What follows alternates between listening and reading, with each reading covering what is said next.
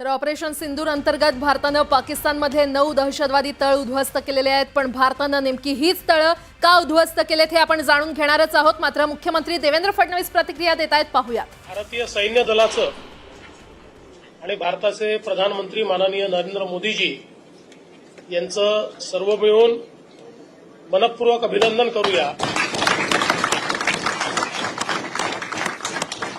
अतिशय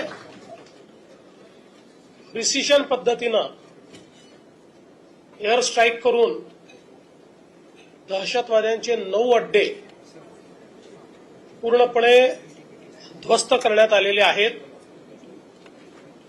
आणि यावेळी ते ध्वस्त करतानाचं संपूर्ण शूटिंग अवेलेबल असल्यामुळे कोणाला पुरावा मागण्याकरता स्कोप देखील राहिलेला नाही। आणि मला असं वाटतं की सर्व भारतीयांकरता